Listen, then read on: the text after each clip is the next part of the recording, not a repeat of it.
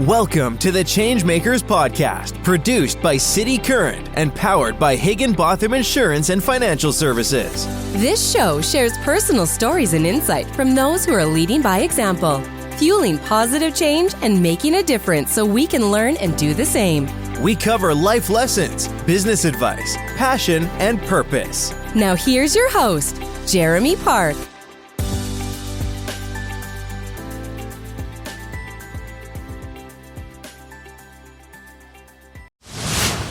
Higginbotham Insurance and Financial Services is proud to power the Changemakers Podcast. We're a people-first company that protects what matters most, the families, businesses, and trailblazers that keep our community going. As one of the nation's top independent insurance firms, Higginbotham is a single-source solution for business insurance, employee benefits, HR services, and personal insurance that's customized for you. We're here to serve you, the people you care about, and your community. Call 866-377-1959 or visit higginbotham.com. Welcome to the Changemakers Podcast, produced by City Current, powered by Higginbotham. I'm your host, Jeremy Park. On this episode, we're talking about leadership and service, leading a helicopter squadron with the U.S. Navy, supporting our veterans, and so much more. That's why we're honored to have with us Shelby Mounts, U.S. Navy veteran and Executive Director of NextOp Veterans. How are you doing? Hey, I'm doing great, Jeremy. Thanks for having me on today. Well, first of all, thank you for your service and everything you've done and continue to do to power the good. We have a lot to talk about when you talk about being a change maker, and especially all of your efforts with NextOp Veterans. But let's start by getting to know you personally. So give us some background on where you grew up. So my parents were Navy children. I don't like to use the term brats, even though everybody does. And so they had me in Key West, Florida, but my grandfathers were still active duty and got transferred out of there. So they decided to move us to Texas. I lived in Dallas and Beaumont, Texas until the late 70s, and then got the opportunity to move out to glorious San Diego, California. Nice. And so when you talk about that through line of service, obviously with your family, give us a couple of things that stand out when you look at traditions, lessons, structure, family structure, even the flexibility, obviously, of moving. Talk about some of those lessons from your childhood. Yeah, I think I was very strongly influenced by my grandfather's stories about their service in the Navy from World War II through Vietnam.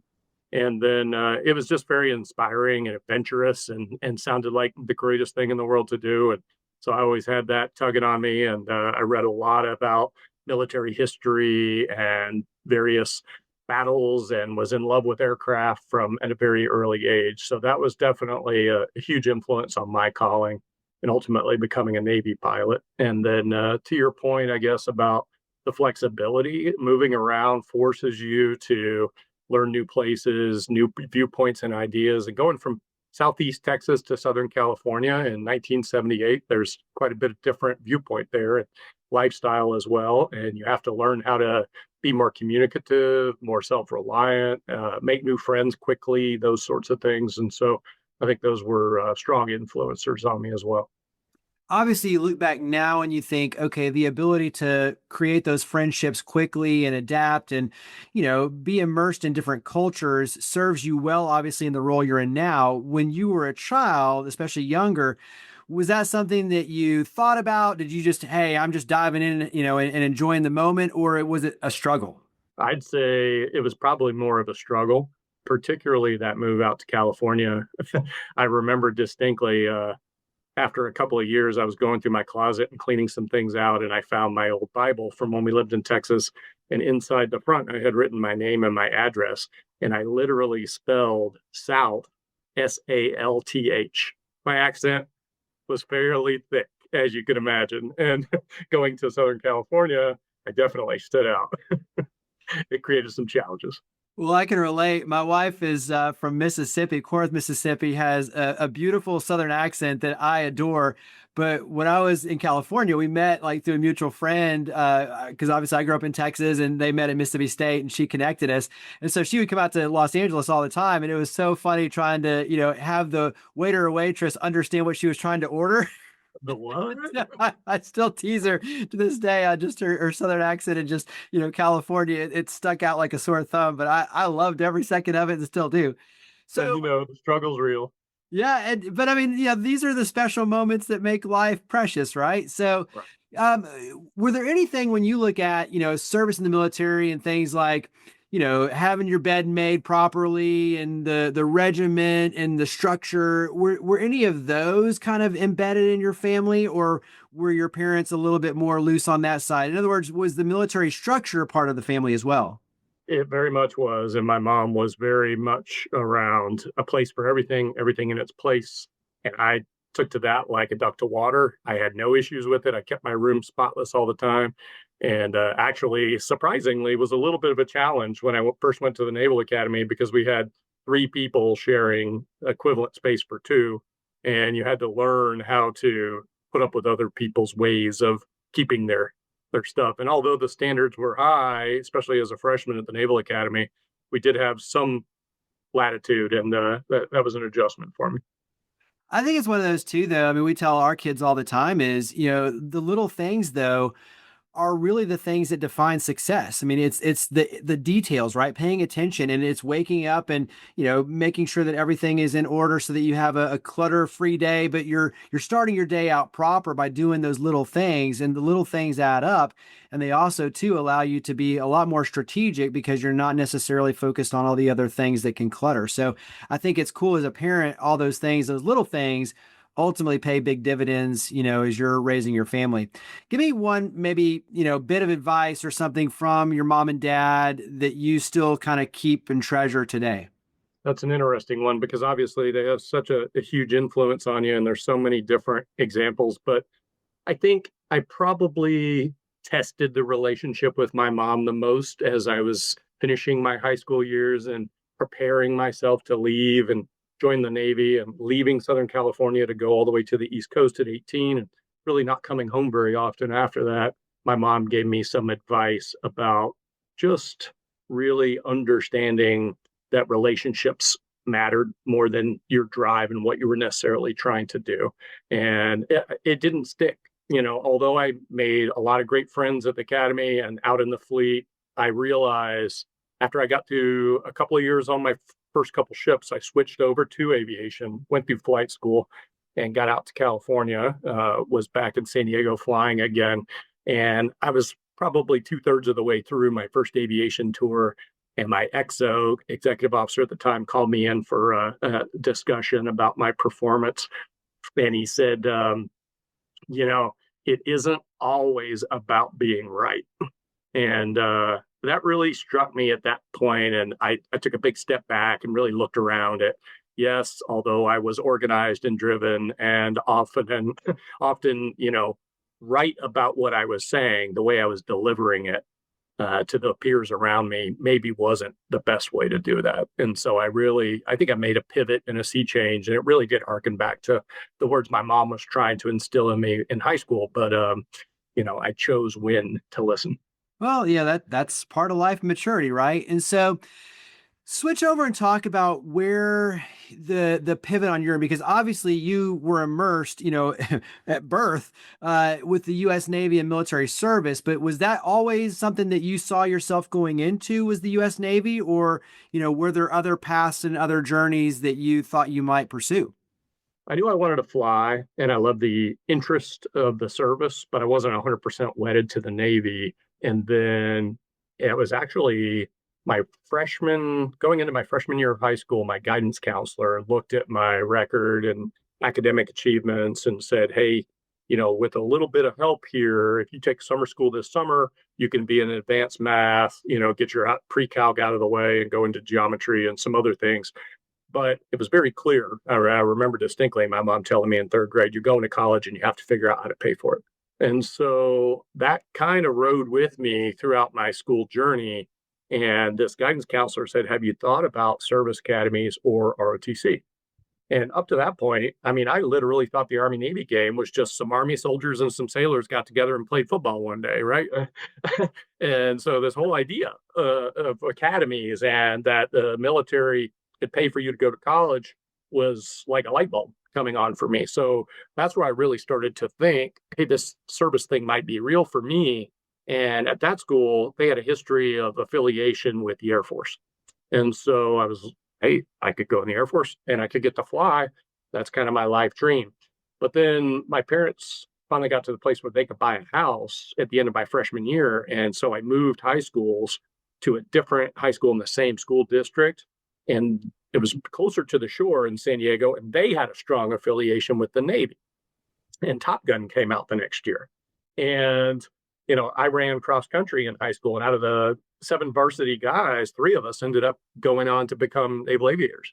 And so that's when I switched and really decided that going to the Naval Academy, where I had the option to do a lot of different things, but hopefully fly, was really my path forward. But up to that point, I just knew that if you looked at the highest paying jobs that you could get with a 4-year degree, being an engineer was always at the top of the list. Starting in about 5th grade, I started noticing that.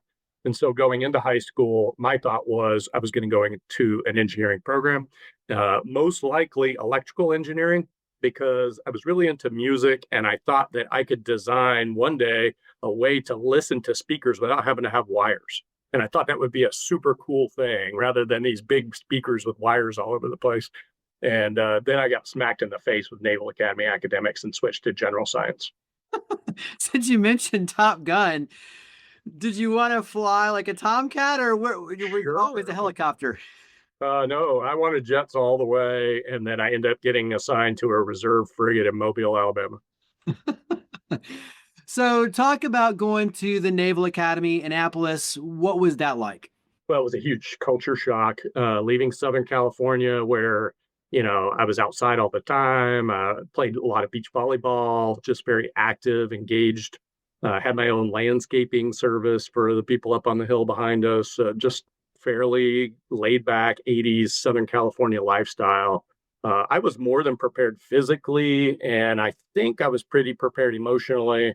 I was not ready academically. When you look at it retrospectively, I felt like I had excelled in every way that I needed to in college and testing, et cetera. But the discipline to really focus on academics, particularly the Naval Academy's theoretical courses that are compulsory, challenged me because they didn't interest me.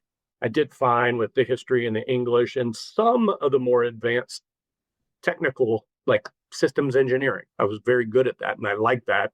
I remember advanced acoustics and underwater sonar course that I took with a Vietnamese professor that I could barely understand, and I did well at it. But I got 3 semesters of the required 2 that you had to have for electrical engineering and chemistry because I was really just bored with the theory, for one. And 2, no matter whether you liked it or even were good at it, nobody really breezes through the heavy course load, plus the sports, plus the drill and everything that the academy presented. But once I kind of got over that hurdle and I got a little bit used to seasons and that sort of thing on the East Coast, I really did enjoy the experience, the opportunity to bond so closely with 1,000 other people from all over the country, and the excitement of getting out to the fleet and really putting it all to the test. I know it's a long story, but jump to leading a helicopter squadron because I want to start shifting over into some of these leadership lessons, or especially around serving, overseas. And so talk about how you evolved to lead a helicopter squadron. Yeah, I think, your very first experience in the surface warfare community is as a division officer. And that is a very tactical, close relationship that you have with your troops. And my second division officer job on my second ship, I had 63 enlisted troops in my division and over 100 spaces on the ship that I was responsible for, plus my own personal professional qualifications as an officer of the deck, an engineering duty officer, these things. And so you really, really get to know the day-to-day personalities, challenges, work-life balance or lack thereof, et cetera, and how consuming one of those kind of jobs is. And I had plenty of sailors that were very smart, worked very hard, were great at work. And then when I got out, they didn't know what they were doing. They had no idea about what the outside world was like. So that's really kind of first lead, but see that the people who are working so hard go on and do different things besides the Navy. And then once I got into the aviation world, it's interesting because as a junior officer in the aviation world, unless you get a maintenance division officer job, in many cases, your only touch point typically is going to be if you have an aircraft that has air crewmen in it, like helicopters do, you become very close with them because you spend, dozens or hundreds of hours flying together.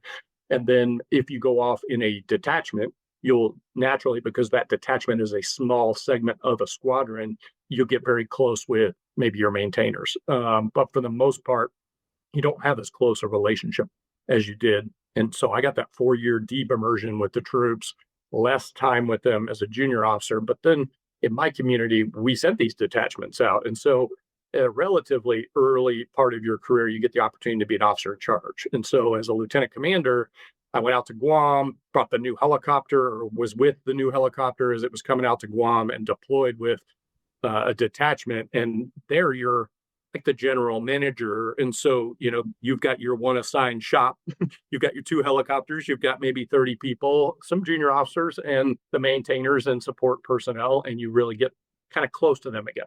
And so my early division officer experience really helped me understand and engage with the troops in that way. And that, of course, is a microcosm of squadron command. And so by the time I got to squadron command, even though the numbers were larger, we had a lot of helicopters, 500 people, and various missions that we had to fulfill.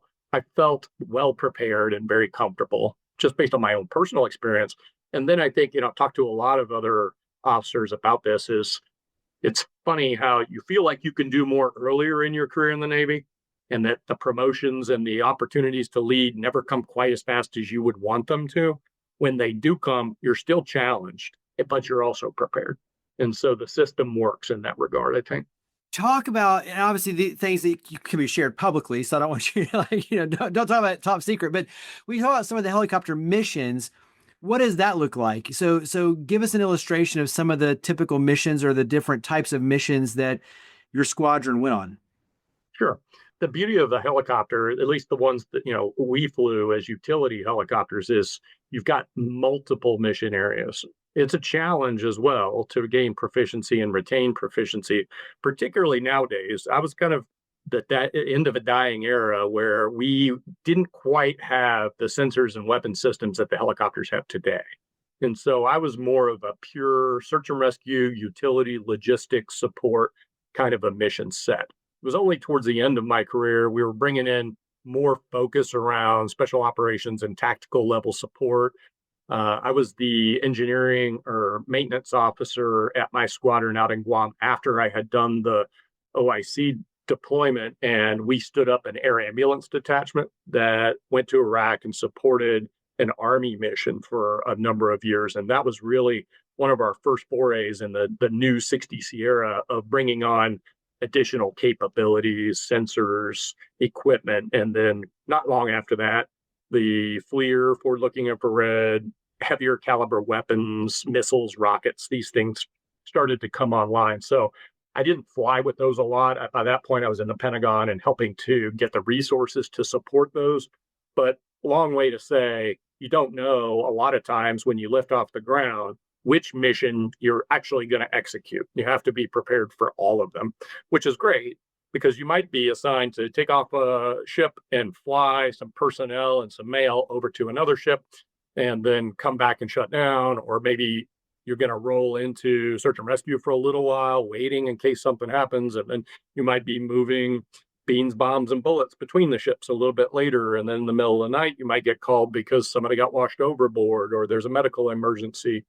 So we would cover down on all of those type of missions. And then as we were becoming more tactical, we ended up doing a lot of training missions in support of special operations, SEALs, EOD, and doing things like fast roping, parachute jumps, cast and recovery, where you get down low to the water, they jump out the back, and then you recover them either via hoist or caving ladders and things like that.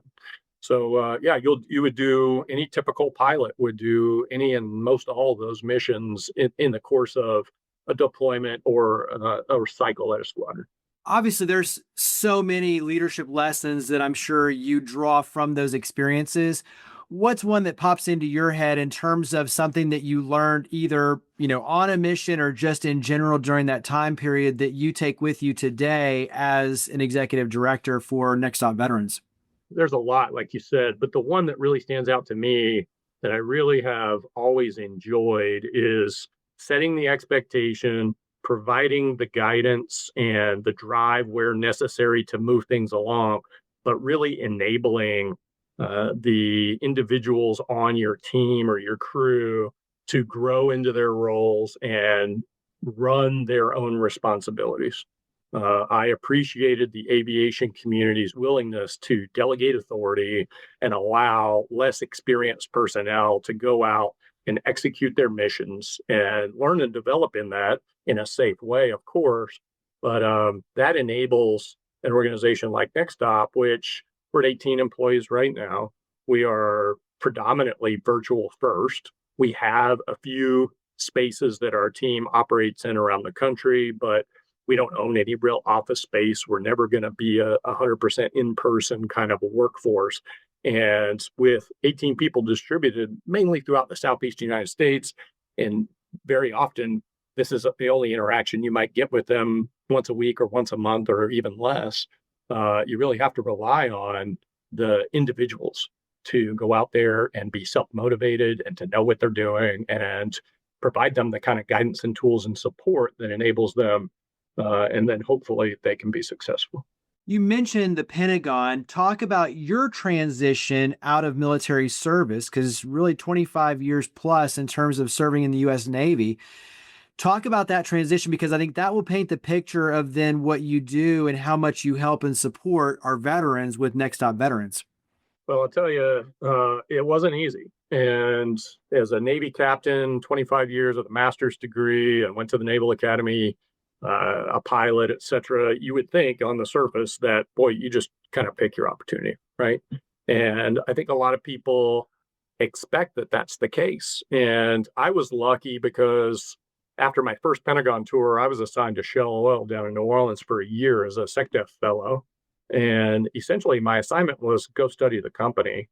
And so I wore civilian clothes and I went to One Shell Square downtown, and I had an office, and I had the freedom to really, what I say, rekindle my love of learning, because it had pretty well been squeezed out of me after the academy and flight school and all the constant learning that you have to do and how much operational pressure you're under. So I started learning about the oil and gas industry and Shell and their organization and how they did things in a different way than the military does. But, you know, a large global organization that operates in CapEx intensive, heavy equipment, there was a lot of similarities, particularly because I was in the deep water unit there.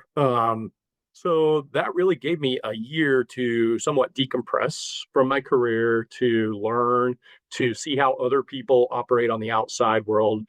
It was on that assignment that I made my decision to not compete for 06 command, because I had a command as a commander as an 05. The next logical progression for me was to go command one of those big deck ships or a wing. And my record indicated that I was competitive for that assignment, but I had sixth, fourth, and second graders at that time. And I remember distinctly dropping them off at school one morning, which I had never really been able to do. And I drove down St. Charles and I went to One Shell Square and took the elevator up to my office, and I was looking out over the city of New Orleans. And I said, you know what? I think it's time, because people always say you'll know when it's time. And it just hit me. So I put in a do not pick me letter back to our bureau in Millington and told them I don't want to be considered for 06 command. I had a payback requirement. So they sent me back to the Pentagon for another 3 years to work in Navy operations. And I had just had this year. I had all this networking. I had gone to visit multiple companies around the country. You would think that I probably already should know what I want to do and be able to get it. And I spent most of the next 3 years turning over rocks to figure out if that's something that I really wanted to do, because we all believe we can do anything. It's just a matter of nobody hires you for anything. They hire you for something. And so as I turned these rocks over, I kept finding things I didn't want to do. And then when it came time to start kind of getting into that strategic hire zone, oil and gas had collapsed. 30% of Shell's workforce went home. There was no future for me in oil and gas. And so I started doing what a lot of people do, I think, looking online, looking on LinkedIn, doing the quick apply, filling out the applications, uploading my resumes. I must have done hundreds of them. I did get one response. I got a response, and it was a quick no from Major League Baseball that they did not want to interview me to be a general manager of a minor league baseball team in Australia. But beyond that, it was a dead home. And so I tell people that it really is true that your job opportunities are probably going to come through your network. So have one and let it work for you. And then in my case, at least, and I think this is very common, you're really not competitive for a job until you're very close to being available, because that's when people are right. And so an inordinate amount of pressure over those 3 years had built up on me because I had a family. I had made a decision to leave my position in the Navy and go out into the wild and try myself out. And I didn't know what I wanted to do, and I couldn't find anything. But we were staying in DC at this point because my oldest had started ninth grade. And being in one place for high school for my kids was an important piece of my decision to get out. So literally, a buddy who I had helped to mentor in the fellowship program had done a fellowship at Oxford University in England, and moved back to the Pentagon in my old job as a helicopter requirements officer. And he sent a report down to the battle watch captain, which I was at the time, and I saw his name. And so I rang him up and I said, "Hey, you're in the building. Let's meet finally," because it had all been phone calls up to this point. And we went to lunch, and literally he asked, "Hey, aren't you getting ready to retire soon?" And I said, "Yes, my approval happened last week, and now I'm out of the Navy in 3 months, and it's almost Christmas. Like, I don't know what I'm going to do." And he brought up an opportunity that his father-in-law had mentioned the night before. It sounded intriguing, something I hadn't thought of. This was doing business development for a metals company out of Pittsburgh who was focusing on the defense industry and wanted to create a focal in their Crystal City office here. And so I looked them up. They sounded intriguing. In fact, they made components that I had flown. They did forgings for Black Hawk and H-60 rotor heads and swash plates, and made components for the engines that we flew. I could get behind something that I could touch. And so I tailored my resume that night. I sent it in. My name got thrown in the hat, and I started a series of interviews. And literally the day I walked out of the Pentagon, December 6th, 2016, I got home, took off my uniform for the last time, and I got a phone call offering me a job within an hour. So a lot of stress went away pretty quick at that point. But then I thought about it. Golly, that was hard. And it's got to be that much harder for the enlisted community. So when I found out about NextOp, I was really intrigued. Yeah, and I want to touch on a few things. One is you mentioned Millington. And so for everyone, we know this in the Memphis area, but Millington Naval Support Activity Mid-South, NSA, is like the HR for all of the U.S. Navy. So all of the HR kind of side goes through, which is a cool storyline for Memphis in the Mid-South. So that's kind of some cool context there. The other one is, you mentioned obviously the frustration, the confusion. And I want to touch on this side because my brother, coming out of serving for the U.S. Marines, I saw this firsthand with him. And you go from a leadership role, serving our country, literally responsible for lives, especially in combat, and, seeing the best in people, but the very worst. And you go from leading hundreds and thousands of people to then all of a sudden it's like, what do I do? Where do I go? How do I fit in corporate? How, in a world sometimes that doesn't even regard those titles or what you've experienced. They know that veterans bring a lot to the table, but it's a different side. And then how do you make the acronyms and the software and the things you learned in the military apply to the corporate that now AI is just looking at, matching up on resumes and spitting you out as no, not even giving you a chance. And so, as you mentioned, relationships, the power of relationships, but not as many people when you're serving the country have the ability to create those relationships because they're literally overseas serving our country. So talk about kind of that psychological side of what you had to unpack and deal with in the soul searching, because I want that to be a big part of the context as we switch over and talk about what you do with NextOp veterans. Yeah, I think the year at Shell really gave me the opportunity to start to take the uniform off in my mind in advance. So I consider that a huge blessing for me. I wasn't so wedded to this is who I am. So I had already thought about the fact that the outside world is challenging. It's competitive.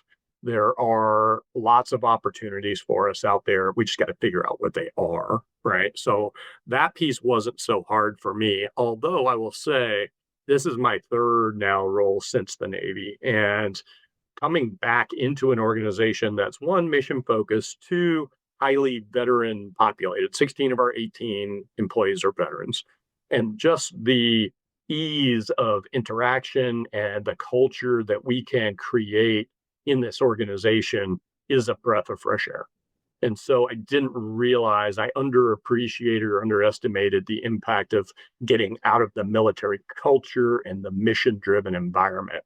And didn't really think about it a lot until I got to the end of my second role after the service, where I left because of culture, and then took a pause. I actually found out about NextOp through the Naval Academy Alumni Magazine. I just happened to see a spotlight article on it because the previous executive director is also a Naval Academy grad. She was a Marine who was at Shell when I was there, and we had worked on a military recruitment trip together. And we went with a Shell veteran recruiter out to a conference. And so I recognized her name. I read the article, and then I said, gosh, that's really impressive what they're doing. I want to learn more. And so, yeah, I do recognize that that is a big piece of one of the challenge points, is just saying, where can I go find something that's going to give me a mission-driven environment along with a culture that I'm comfortable with? And that's, really up to every individual to figure that out. But it certainly rings true in my experience, as well as a lot of people that I've spoken to. Well, let's definitely dive in deep on NextOp veterans, because what you're doing really is truly impactful for our veterans and military service members. And so talk about what you do with NextOp veterans. NextOp was started about 10 and a half years ago in Houston at the peak of the wars. And so you had a really compressed cycle where people were rotating in and out of combat, and often at the end of their assignment were being processed out of the service as soon as they got back. So really compounding the challenge of knowing what the opportunities are, having a network, being mentally ready, possibly dealing with some mental or other emotional challenges related to the deployments and what they were doing.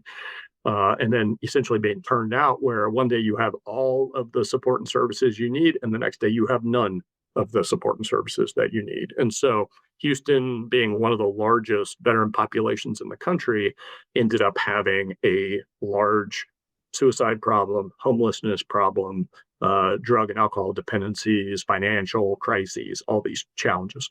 So a couple of enterprising folks, a veteran and a CEO of an oil and gas company in particular, Donovan Campbell and Doug Fauché, came together, mainly because Donovan, who had gone to Princeton, became a Marine Corps officer, served in combat in Iraq and Afghanistan, had gotten out of the service, went home to Houston and saw this around town. And so he's networking, trying to figure out what his next opportunity is going to be. And he ends up basically meeting Doug for the first time and said, hey, what are we going to do about my machine gunners that are out here around town and they're struggling? And that started a conversation that ended up focusing around what at the time, the middle enlisted veteran population, post 9/11 veterans in Houston. And they said the best medicine to cure all these challenges is a good paying career as soon as possible, right? Ideally, as soon as you leave service, but as soon as possible. And so that's what they started with. It was all in person in Houston, pre-COVID, very much bring a bunch of veterans in, bring employers in, big tent type things, connect them up, and off they went. Of course, I mentioned oil and gas collapsed in late 14. So this is right as NextOp is spooling up. So very quickly, yes, they did oil and gas work, but got into logistics and construction and other industries where this kind of middle enlisted group could initially fit right in, right? 2017, hired a Louisiana expansion manager. Ben Armstrong had been a Marine Corps Harrier avionics technician from New Orleans, ended up going to the University of Texas and helping to stand up their veterans program at the University of Texas, and then went home to New Orleans and worked in emergency management contracting for the city. When Mitch Landrieu left office, Ben had met John Bursler. John was the original executive director of both NextOp as well as Combined Arms in Houston. And then John convinced Ben to join the team and grow Louisiana. And so that effort has led to now we have 4 people in that New Orleans area. That office has placed close to 1,200 veterans all time, and it was a success story. John brought Stephanie in to take over NextOp from him. He ran Combined Arms for a while, and then he went on to the VA as I think success leader there, and now he's recently left the VA. And so that's kind of the model, was focus on recruitment and development from the job preparedness perspective of candidates, provide this service for free, and then largely it was teach them how to go be prepared to find a job. There was some direct placement, but that wasn't the primary focus or skill set when I came in. And so I reached out to Stephanie. We had that conversation. She said, look, we're pretty good on helping candidates get their confidence and their legs under them and have a resume and interview skill set and send them out into the wild with a fishing pole. But we don't have the other side of the equation, and we're poised for growth, but I'm looking for somebody that can come in and lead that. So I put my name in the hat. About a month later, got hired in October of 2022, kind of assessed the organization up front. We had some near-term adjustments we had to make to stabilize ourselves financially, but then we had this great opportunity to really engage the other side of the equation, which is industry, right? Which employers are out there that would be good fits for veterans, that would provide them good career and developmental opportunities, and that we could engage with, gain intimacy with, get the jobs from them, and create a pipeline of talent.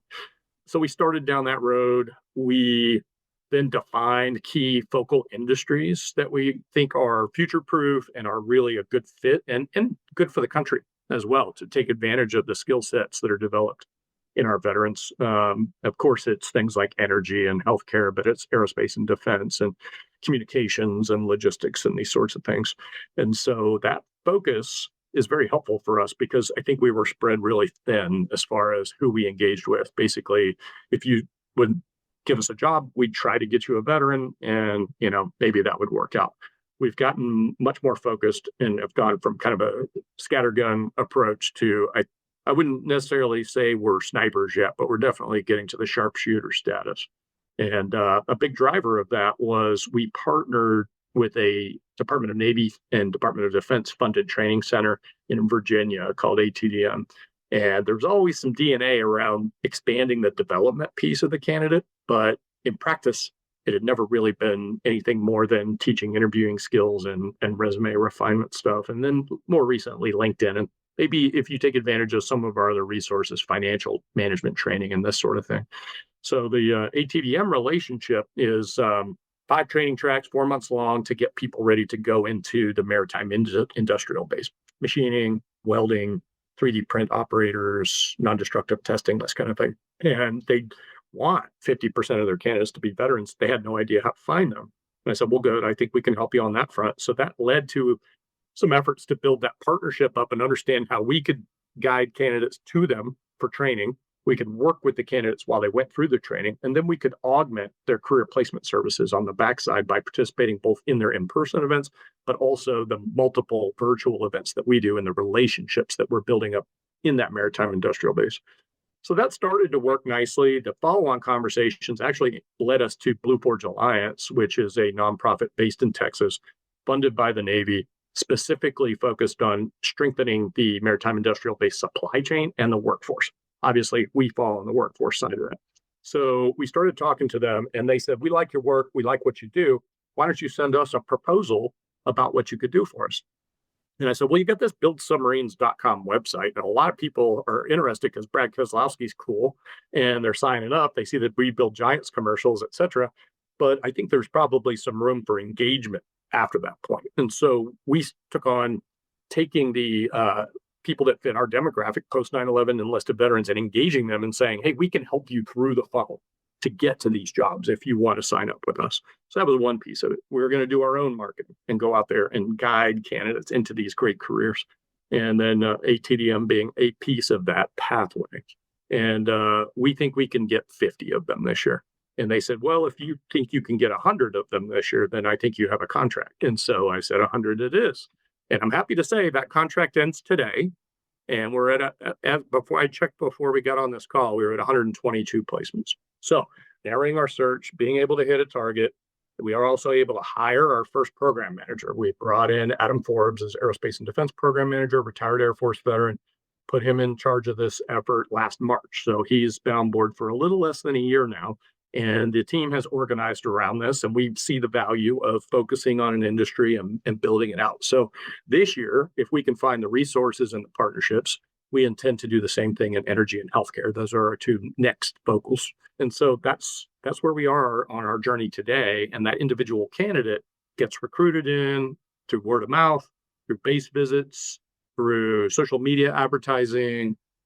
Those are kind of our primaries, or referrals. So Combined Arms, hiring our heroes, Operations Stand Down Tennessee. These are all partners of ours that will refer candidates to us because they don't have the ability to help them for whatever reason. And so we work with that candidate, again, to get them job ready.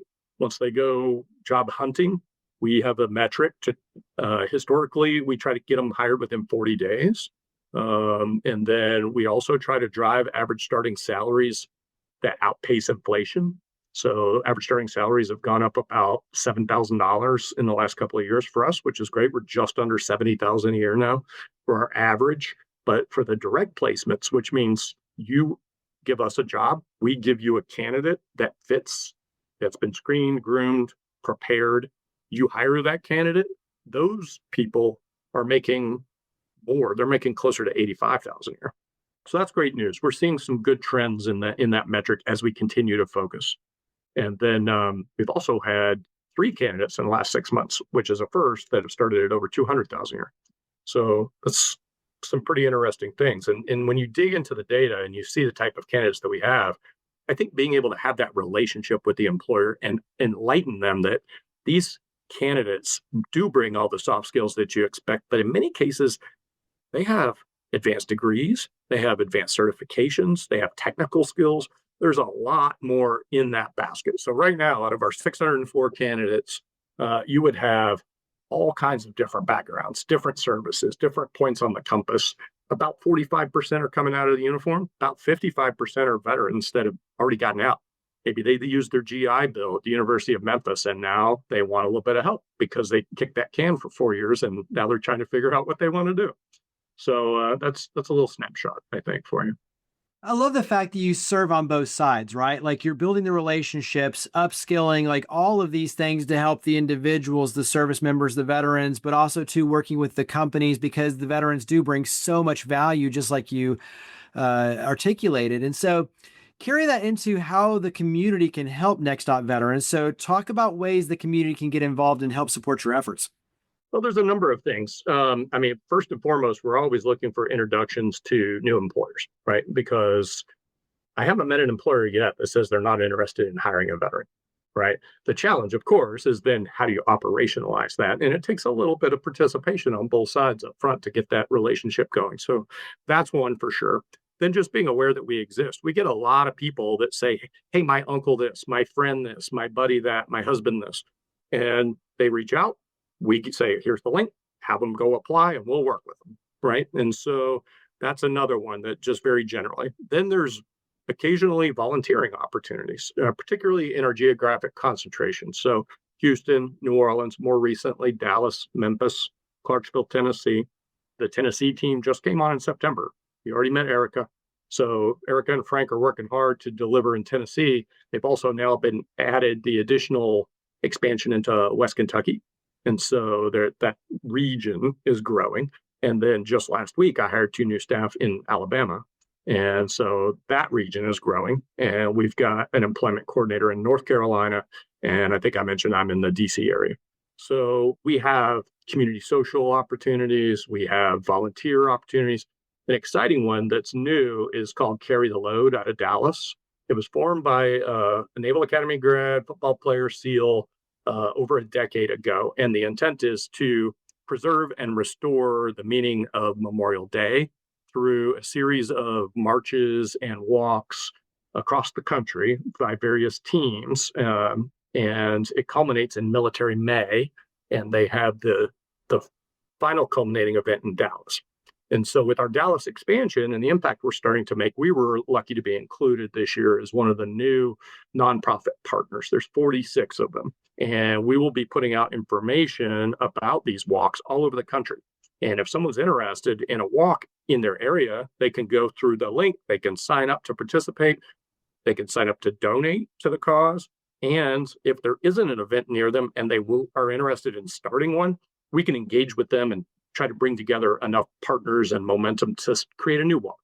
So that's an exciting one for us because it gives us something to focus on that's veteran-centric, that allows us to bring partners from veteran resource groups and from employers and from the community at large to spread this word and participate in remembering our military. This will switch us over to the lightning round, but you talk about your legacy, and especially for you being a veteran and knowing firsthand the power of what you're doing with NextOp veterans.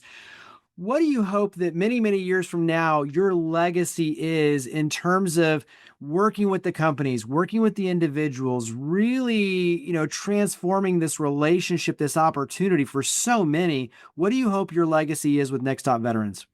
I really don't think it's about my legacy. I think it's about this gap that has happened where a lot of investment and interest has been poured into things like workforce development and upskilling and veteran causes. And there's areas of good outcome, right? But we constantly find as we go further and further into these engagements that there's so much more need and opportunity to connect. And so I mentioned Stand Down Tennessee earlier. Eden Murray reached out to me last summer and said, hey, we used to do something like what you do. We don't have a grant to do that anymore. I don't want to go hire somebody and fight for another grant to replace it. Why don't we just partner up and you put your staff in our space and we work together, which we did. That's repeating with other organizations as we continue to get bigger, more known, and we spread the word across the country. I think that's really the legacy, if there is one, is the ability to integrate and serve as a connector and complete pipelines. And maybe it's that oil and gas time at Shell. I don't know, but I think that way. And I even mentioned the systems engineering class at the Naval Academy. Completing a loop or a system like that mechanically, to me, whether it's pipelines of oil and gas or pipelines of people or producing students as a flight instructor, that just resonates with me. And so there's so much need for that across this country. If NextOp can leave that legacy, I think that would be a huge benefit to the transitioners, to industry, and of course, to the strength of our country. I've got another question, but I'm going to throw it into the lightning round so we can go ahead and officially switch over. So I'm going to throw mine. Ding, ding, ding. Exactly. It's like all these just bring up more questions, which I love. That's the whole fun of this. Of course. Lightning round, short questions, short answers, fun chance to get to know you better. What do you like to do to relax? I love swimming. I used to love to go on long runs and my body started to rebel. So I'm just trying to get back into running. I wouldn't call it that relaxing anymore. I've started reading again. It's interesting, but you probably can't read it because of the screen capture, but I've started reading about nonprofit fundraising. So finding a little bit of time in the evening, partly because all three of my kids are in college now, so we're empty nesters. And it's just, I have a little bit more free time in that regard. So I like to walk. I like to go hiking with some friends in the neighborhood. And every chance I get to go down to New Orleans and listen to some live music or go to a Tulane football game, I'll do that too. Well, that's good. And you already knocked out the book question. So that's that, knocked that one out. That's good. What's a fun date night for you and your wife? Usually it's go somewhere where we can get a good meal and just relax a little bit and then maybe watch a little show on the couch afterwards. When you have visitors come to the DC area, where do you like to take them? We don't get that many visitors. I know a lot of people come to DC, but when they come, they usually have a purpose. So we don't get that many. But if we have family come in the summer, we'll certainly take them down to Mount Vernon. I live on George Washington's former land, very close to Mount Vernon, and people love to go see that. Very cool. What's an area outside of New Orleans? What's an area you like to go to vacation for you and your family? Anything with a beach. What is a favorite TV show or movie? Maybe it's Top Gun, but what's a favorite TV show or movie, or what's something you enjoy watching on TV? So right now, you'll probably laugh at this because it's so old, but I'm on season 2 of Lost. I'm really enjoying it because it's so intriguing. You don't know what's coming next. And it really is, kind of detached from the day kind of stuff. Yeah, well, I mean, ironically, we were just doing a dinner last week, and a big part of the conversation was Lost. And so I think there was like three people that were watching Lost. We were talking about different seasons and shows and series that we were all watching, and All three of right. them were watching Lost. So yeah, there you go. Yeah, Um, enjoy it. okay, so this was the question I was going to ask you. What are your words of encouragement for businesses? When you talk about them hiring veterans, what are some words of encouragement for the businesses to hire veterans?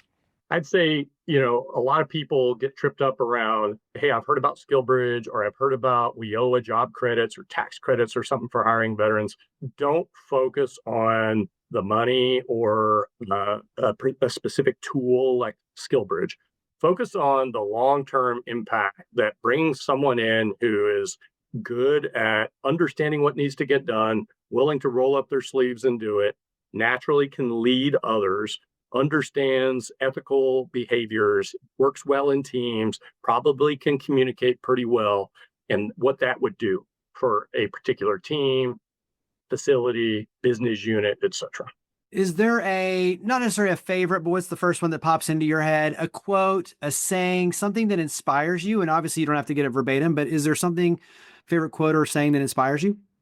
It's probably cheesy, but every retirement that I go to always has that JFK quote about, no greater honor than serving in the U.S. Navy. And because I grew up, hearing that pride resonate through my grandparents and what they went through and what they did in the service and how it made them who they were and inspired me to serve, I hope that by one, showing all of these veterans that there are great opportunities for them out there, that they can be productive members of their families and society and contribute back to our country, that will allow those who maybe today don't think about the military as an option to think about it, go try it, and have that same sense of pride.